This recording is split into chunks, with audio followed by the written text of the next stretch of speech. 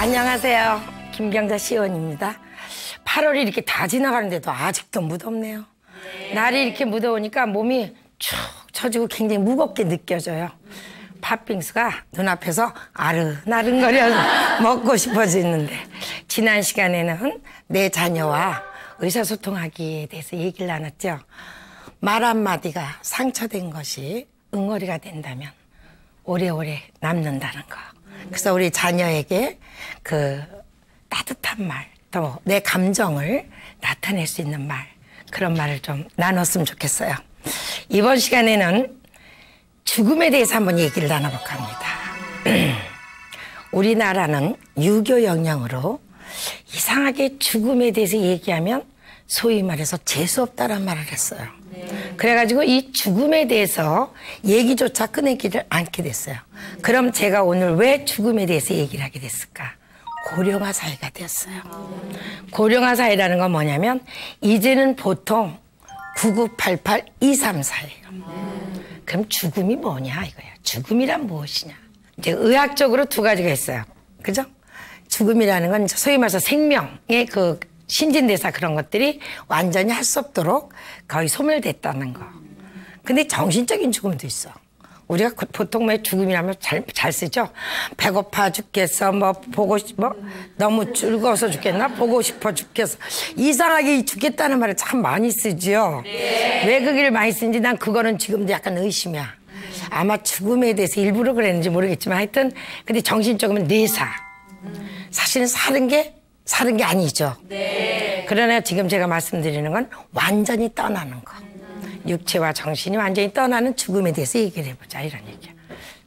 그래서 죽음에 대해서 제가 처음으로 이렇게 방송에서 강의를 하기 위해서, 왜냐하면 엄마가 변해 내 자녀가 행복하다라는 주제인데 죽음을 왜 갖고 나왔을까? 죽음을 알면 역으로 삶이 소중하다는 걸 알게 돼요. 네. 우리 아이들이 사실 죽음이라는 거에 대해서 별로 몰라. 근데 다행히 병아리를 키우는 아이들이 있어. 네. 봄이 되면 왜 학교에 그 노란 병아리 같으면 애가 조금 준 용돈에서 그냥 사갖고 오는데 대부분 좀 일찍 죽죠. 네. 조금 이제 그걸 뭐라 그러나 그 마이신계통에 그런 약을 조금 줘야 되고 뭐 그렇다는데, 하여튼 그렇게 길러본 아이는 애기 어느 날 보면 병아리가 죽어 있을 때 엄마 이게 뭐야? 죽는다. 그런 걸 통해서 사실은 조금씩이나마 약간은 교육을 했었어요. 사실은 이렇게 병아리가 이렇게 죽으면 움직이지도 못하고 먹지도 못하고 결국은 이제 소위 말해서 이제 가는 거죠. 묻어줘야지. 그래서 그 죽음에 대해서 내가 그 생자필멸이라고 했어요. 그죠? 태어난 것은, 즉 쉽게 말하면 목숨이 있는 것은 언젠가 다 멸해. 사람뿐이 아니야. 동물도 식물도. 그래서 죽음에 대해서는 우리가 다시 한번 진지하게 생각을 해보자. 자, 근데 참 신기해. 죽음 이렇게 하면 나는 안 죽어. 나는 안 죽는다고. 다른 사람은 죽어. 이상하게 죽음 그러면 나하고는 관계가 없는 일 같아. 네. 사람들한테 전부 제가 좀 몇 살 물어보니까 자기도 그런 생각 별로 안 해봤대. 근데 어떤 분은 조금 생각해 보신 분들도 있더라고. 근데 그 죽음을 어떻게 생각해야 됐어요? 했더니 죽음을 생각해 보면 오늘이 그렇게 소중할 수가 없다는 거예요. 사실 저는 매일 아침에 눈을 뜨면 태어나고 밤에 잠들면 죽는 여자라고 스스로 생각하고 살아요. 그 생각을 하게 된 것은 언제부터인지는 모르겠지만 오늘이라는 것이 그렇게 소중하다는 걸 느끼게 돼서. 오늘. 자, 어제 죽은 사람 있어요? 내일 죽는 사람 있어요? 결국 오늘 죽어요. 네.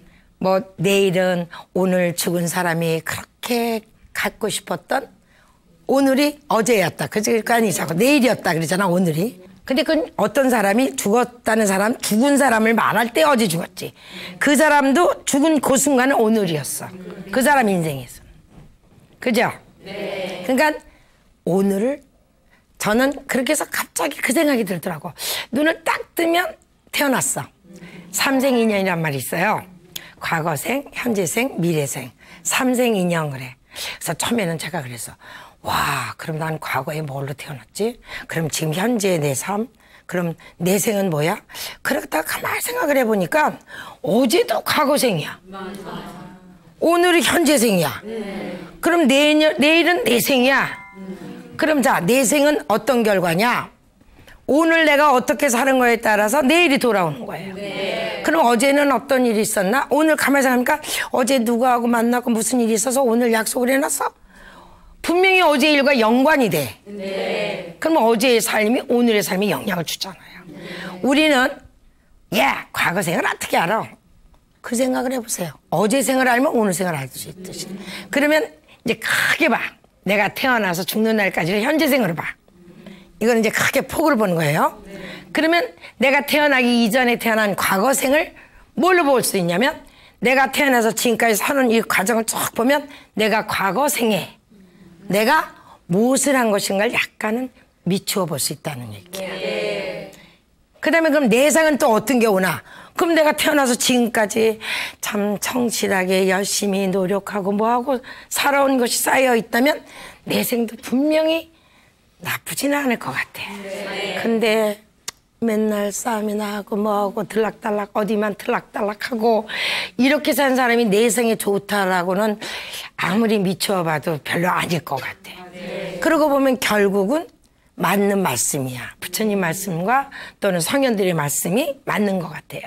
그러니까 오늘이라는 선물, 그걸 영어로는 현재를 프레젠트라고 그러는데 선물도 프레젠트야. 그러고 보면 영어 단어도 좀 쓸만한 게 있어요. 그래서 저기 책 제목도 있었어요. 프레젠트라는. 그게 선물이라는 이제 것으로 번역이 됐는데 우리가 보통 현재라는 것도 하잖아. 그럼 오늘이라는 선물에 감사하는 마음. 왜? 살아있으니까. 살아있다는 것이 사실 얼마나 좋은 거야. 이승 무슨 밭에 굴러도 개똥밭에 굴러도 저승보다는 이승이 좋다. 왜 옛 어른들이 그런 말씀을 하셨을까 하고 가만히 생각을 해보니까 사실은 안 가봤으니까 지금 살아있는 지금은 아니까 아무리 힘들고 저래도 일단 맛있는 것도 먹을 수 있고 아무리 괴롭고 힘들어도 또 좋을 때도 있잖아요. 그죠? 사실은 괴롭고 힘들다는 것은 결국 좋다는 것을 또 같이 가는 거니까. 그래서 아마 이승이 저승보다는 좋다. 이승 저승. 그렇죠? 자, 그럼 자녀하고 어떻게 얘기를 하느냐. 아까 병아리를 키워봤죠? 또는 식물을 키워보는 것도 좋아요. 식물도 영원히 가지는 않잖아. 특히 하초 같은 거는 한 해의 살이잖아. 그러면 말라서 이제 씨를 남겨놓잖아. 그럴 때 그 아이에게 순환을 가르쳐주는 것도 좋아요. 자, 자기는 말라서 이제 끝쳤지만 열매를 맺어. 그게 씨앗이야. 그 씨앗이 다시 심으면 또 봄이 되면 새싹이 나. 엄마도 너를 낳았잖니? 사람도 이렇게 이어가는 거야. 그러니까 너도 결혼해서 꼭 애를 낳아야 돼. 인구절벽 좀 이런 게 좀 없었으면 좋겠어. 자녀를 이어가는 거예요. 본능입니다. 그것도 본능이라고. 나를 닮은 그 식물들이 얼마나 약은지 아시죠? 왜 민들레는 날아가는 줄 아세요? 자기들끼리 쫙 떨어지면은 땅이 좁잖아. 먹고 살게. 그래서 날아가는 거예요. 멀리 이렇게 퍼뜨리는 거예요. 생존에 위해서. 그래서 아이에게 그런 걸 통해서라도 죽음을 가르쳐주고. 그 다음에 이제 어르신들 또 나이 드시나 혹시 집안에 어르신들 있으면 장례식장에 데리고 가요. 근데 이상하게 야, 너 공부해. 가지 마. 이러지 말고 이제부터는 꼭 어르신들, 집안 어른들 그럴 때는 잠깐이라도 데려가서 보여주는 거예요. 이렇게 떠나는 것. 저분은 그리고 얘기를 해줘. 참 곱게 가셨다. 그러면 곱게 가는 게 뭔가? 아까 고통 없이 가는 게 소원이랬죠? 또 하나 소원이 뭔가 물어봤더니 잠자듯이 가는 거래. 근데 사실은 잠자듯이 가는 건 좀 안 좋았대요. 왜냐하면 살아남은 자들에게 너무 충격이래. 상처가 될 수가 있대. 너무 아쉬워. 그래서 2, 3, 4야. 한 며칠 알아. 그러면서 하고 싶은 말씀 좀 하고 가는 거죠. 하고 가는 것이 좋다는 거지. 본인은 잠들다 싹 가버리면 좋죠. 걱정 같지만. 근데 이제 우리 살아남는 가족들을 생각해서는 이제 좀 며칠 안 하는 게 좋은데 요새 며칠만 안 하면 좋은데 요양병원에 가보니까 10년 되셨대. 근데 눈동자도 못 맞춰. 말도 못해. 근데도 10년 동안은 그 자식들이 또 오시더라고. 그래서 그럴 때 이제 생각이 드는 게 뭐냐? 선택했으면 좋겠어. 그건 삶이 아니야. 눈도 못 맞춰. 말도 못해. 목에다 호수 껴가지고 영양제요? 이러보면 안 돼. 그래서 내가 우리 시어머니께서 92살에 돌아가셨는데 저하고 42년 살았어요. 요양병원에서 4개월 좀 계시다가 이제 요양원으로 가셨다가 이제 근데 계속 이걸 하니까 부어. 막 그런 닌게를 꽂고 막 이러니까 부어요. 병원에. 나설 수가 없잖아. 이제 다 저거 돼가지고. 근데 그 집은 바로 옆이었는데 10년 됐대. 근데 한 달에 사실 요양병원은 좀 비싸요. 저거 되더라도. 무슨 돈으로 이렇게 하냐 그랬더니 어머니 명의로 아파트가 하나 있대. 근데 집세가 많이 올랐대. 그걸 소위 말해서 모기지로. 그래서 매달 병원비를 까먹고 있는 거야 이제. 그럴 때 뭐가 있었으면 좋겠나. 지금 우리나라에서도 지금 법으로 바뀌는 게 있어요. 사전 의료 의향서. 그게 뭐냐면 건강할 때 써놓는 거야. 내가 만약에 회복될 수 없고 말도 못하고 움직이지도 못할 때는 이런 영양제다 이렇게 막 산소 호흡기다 이런 생명 연장을 하지 못하도록. 그러니까 그냥 가겠다 이거야. 자연사로. 그러니까 해보다 저절로 이제 가게 될 거 아닙니까? 영양도 못 들어가고 뭐 이제 숨도 못 쉬게 되면 그걸 쓰는 게 사전 의료 의향서예요. 근데 아직까지는 우리나라 법에서 사인을 해야 되는데 자식들이 그래도 우리 엄마 살아있는 동안에 따뜻한 체온이 있다 이거야. 근데 그게 본인은 큰 닌겔 꽂아주고 영양인데 그게 얼마나 아픈지 본인이 해봐야 돼. 자식들도 해봐야 돼. 그거 사실 고통이에요. 자식은 아쉬워서 그래도 살아계시니까 한번 완전 만지면 손은 따뜻해. 그죠? 귀에다 대고 청각은 오래 가는 거 아시죠? 사람에게 가장 오래 가는 게 청각이에요. 말 함부로 하면 안 돼요. 지금 누워 계시다고 말 못한다고 절대 하면 안 돼요. 귀에다 대고 어머니 고마웠습니다. 사랑합니다. 이런 말을 해주면 참 좋아요. 근데 본인은 굉장히 아파요. 이런 바늘 꽂고 있으면. 그리고 이게 부어요. 보니까. 그래서 사전 의료 의향서라는 게 있는데 이제 법으로 완전히 보장이 된다면 미리 써놓으시는 게 좋겠다. 내 의식이 있고 저거 할 때. 그리고 아이한테도 미리 얘기해 주는 것도 좋아요. 엄마 아빠는 이런 게 써놨단다. 그러니까 너희들이 꼭 이렇게 기억해 두라는 것. 그런 것도 좋고 또 아이들도 너희들도 이 다음에 이런 거 미리 작성하고. 또 하나는 또 뭐가 있냐. 사전 장례 의향서가 또 있어요. 종교가 달라 형제끼리. 그래가지고 집집마다 싸워. 기독교다 불교다 막 이래가지고 유교다 뭐. 그러니까 이게 부모가 나는 내 종교로 간다. 불교면 불교, 기독교면 기독교. 엄마가 써놓는 거예요. 장례를. 또는 그 방법도 화장, 매장. 참 화장 참 옛날에 어떻게 우리 불교에서는 화장을 했는지 몰라. 사실은 이 매장을 하다 보면요. 죽은 자가 산 자들 다 내쫓아. 언젠가는 산소로 다 매. 근데 이제 사실 산소라는 게 지금 가보면 주인 없는 산소 많죠. 근데 참 사연은 무서워요. 그렇게 몇 년 지나가면요. 그 봉이 다 막 무너진다. 그래가지고 없어진다 이렇게. 나중에는. 그니 그게 뭐냐고. 욕심 버려야 돼. 아직까지도 아유 나는 안 돼 뜨거워. 죽은 사람이 뜨거운 거 알까요? 하여튼 깨끗하게 정리하는 거. 그래서 그런 사전 장례 의향서. 또 나의 그 장례 방법 같은 거. 그 다음 이제 웰빙 웰다잉 들으셨죠? 네. 웰다잉이 뭐냐? 아까 말씀드린 것처럼 잘 죽는 거야. 그러면 왜 웰다잉이 나왔냐? 웰빙하기 위해서 나온 거예요. 달라이 라마께서 이렇게 말씀하셨어. 잘 죽는다는 것은 잘 살아온 것이다. 잘 살아온 사람은 결국 죽음도 잘 죽는다. 그래서 스님들은 그렇게 비참하게 안 돌아가셔. 어떤 분은 자선하시다가 하고 뭐 이렇게 본인이 원하는 방식으로 갈 수가 있어요. 수행의 결과로. 또 목사님이나 신부님들도 왜 수행하시는 거랑 똑같잖아요. 그렇게 기도 많이 하시고 그러면 돌아가실 때 곱게 가셔. 옛날에 이런 말 있죠. 죽는 복이 있어야 된다. 그 죽는 복이 바로 그거예요.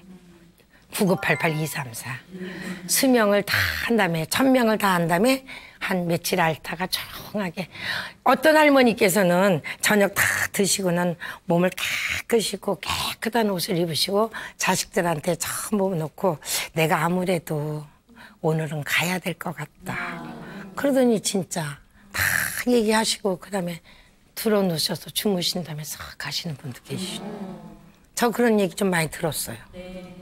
그분은 진짜 곱게 사셨어. 정말 곱게 사셨어. 근데 요즘 제일 무서운 게 치매죠? 네. 치매 오기 전에 빨리 써야 돼. 사전 유리라서. 진짜 치매 무서워요. 응? 참. 근데 치매는 이건 꽂질 않아. 호수는 안 꽂는다고, 호수.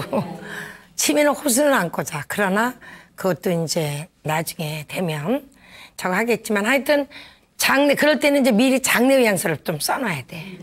그 가족, 형제들끼리. 그 다음에 또 중요한 게 뭐냐. 유언장을 써놔야 돼. 재산이 없는 사람도 써놔야 돼. 빚이 있으면 솔직하게 얘기해야 돼. 왜? 우리나라 법적으로요. 상속도 받을 권리도 있지만 빚상속도 받아요. 어떤 자식들은 아버지 엄마가 빚이 있는 걸 모르고 내버려뒀다가 3개월 지나면 다 자식들한테 와요. 그러니까 빨리 아버지 어머니 금융조사를 해야 돼요. 그래서 빚이 있다 그리고 재산이 있다 비교를 빨리 해야 돼. 그러면 남는 쪽으로 가는 거야. 부모님 재산하고 정리하고도 남는다 그러면 얼른 남는 상속을 받아야지. 그 다음에 아니다 싶으면 안 받겠다 상속 안 받겠다 그럼 빚상속도 없어져 버려. 국가에다가 가서 신고하면 돼. 그런 것도 참 중요해요. 그래서 그리고 내가 아주 멀쩡할 때 그 대신 혼자 써놓으면 안 돼. 녹음기 좋아요. 그러나 그것도 안 돼. 꼭 3자가 있어야 돼. 변호사가 있으면 더 좋아. 법적으로. 꼭 2-3사람이 있으면 더 좋아. 그렇게 해놔야만이 법적으로 인정받아. 나 죽고 나서 갑자기 죽은 다음에 저거 하면 안 되죠. 그 다음에 죽음엔 2가지가 있어요. 맞이하는 죽음과 부딪히는 죽음이야. 부딪힌다 하니까 갑자기 생각하죠. 돌연사 같은 거. 또 교통 뭐 이렇게 사고 뭐 추락사 같은 거. 근데 맞이하는 죽음은 아까 지금 내가 말씀드린 것처럼 좋은 죽음이야. 내가 미리미리 준비해가지고 다 하는 죽음. 그래서 자녀에게 이렇게 다 얘기해 놓으면 아이가 삶과 죽음은 둘이 아니다는 말씀이 되는 거야. 아 결국 죽는구나. 그러니까 지금이 너무너무 소중하구나. 이 소중한 오늘을 장난이나 치고 그저 게으름이나 피고 그냥 보낼 수는 없다 이런 얘기. 네. 그럴 때 자기도 모르게 자녀가 절도 있게 돼요. 계획을 세우게 돼요. 죽음에 대해서 정말 바르게 인식한 아이는 삶이 훨씬 더 소중함을 알기 때문에 함부로 안 해요. 네. 그 다음에 죽음에 대해서 바르게 알면 그 좋은 점이 뭐냐. 첫째는 재산이다 이런 건 미련이 없어. 네. 집착이 안 생겨. 그 다음에 삶을 굉장히 긍정적으로 바라게 되게 돼요. 그죠? 그 다음에 나의 뭐랄까, 집착. 그렇게 막 그냥 뭐든지 가지려는 집착. 주먹이 없어. 이병철 회장님께서 2손을 보여주라 그래요. 근데 사실은 오랜 옛날 알렉산더 대왕도 그러셨대요. 유언을 하면서 옆에 있는 신하들 보고 내 2손을 보여주라 그랬대. 그 엄청난 땅을 정복한 왕도 빈손으로 간다. 그리고 내가 누울 땅은 한 평. 그때는 이제 왕이니까 한 평밖에도 안 된다. 그 엄청난 땅을 인도까지도 왔었잖아. 정복을 했지만 그 말 타고 전쟁만 하다 살다 20몇 살에 죽었어요. 굉장히 젊게 죽었어. 그런 걸 보여주는 거죠. 제가 자녀하고 왜 죽음에 대해서 이렇게 얘기를 하는 것은 삶을 소중하게 시간을 알뜰하면서 귀중하게 여기기 위해서는 죽음에 대해서 얘기해야 되고 또 하나는 중환자실에서 보내지 말고 정말 내가 마지막까지 나의 죽음을 내가 선택할 수 있도록 존엄한 죽음을 하기를. 그래서 이런 죽음에 대해서 얘기를 나눴어요. 죽음은 어둠이 아닙니다. 사실 어둠은 밝음과 앞뒤죠. 죽음을 알면 삶이 보이는 거고. 또 죽음은 나비가 애벌레에서 틀을 깨고 나비가 날아가듯이 또는 우리가 입고 있는 헌옷을 벗어버리는 것 같아요. 그렇게 두려워할 게 없어요. 두려워할 게 없어요. 오히려 미소 지며 가노라 하는 구산 스님 말씀대로 마지막 떠날 때 웃을 수 있는 그러한 하루하루를 산다면 그 삶은 제가 볼 때 대통령이 안 돼서도 하나 풀어올 게 없는 정말 좋은 삶을, 행복한 삶을 산 사람이 아닐까 하는 생각이 듭니다. 다음 이 시간에는 행복은 지금 이 자리에 있다 라는 주제를 가지고 이야기를 나눠볼까 합니다. 아직도 날이 좀 무덥고 하니까 건강 조심하시고 우리 시청자님 가정에 만복이 깃드시길 바랍니다. 날마다 좋은 날 되세요. 엄마가 변해야 내 자녀가 행복하다. 다음 주에 또 찾아뵙도록 하겠습니다.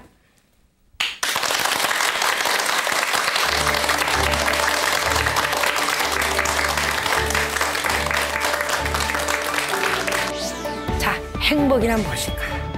낱말의 뜻을 보면 행복이라는 건 모든 것이 좀 충만하고 편안하고 뭐 좋은 말은 다 들어있어. 행복을 잃어버렸을 때 비로소 행복의 실체는 나타나. 옛날에는 안빈낙도라고 그래가지고 굉장히 빈곤하지만 살림은 좀 가난하지만 거기서 오히려 행복하다. 우리 아이는 어떨 때 행복할까? 어떨 때가 칼칼칼칼 웃을까? 어떨 때가 기뻐할까? 한 번쯤 생각해보라 이거죠. 그러면 아이는 어떨 때 행복하냐면 부모한테 분명히 인정받았을 때일 거야. 인정. 엄마가 행복해야 내 자녀가 행복합니다. 행복은 지금 이 자리에 있습니다.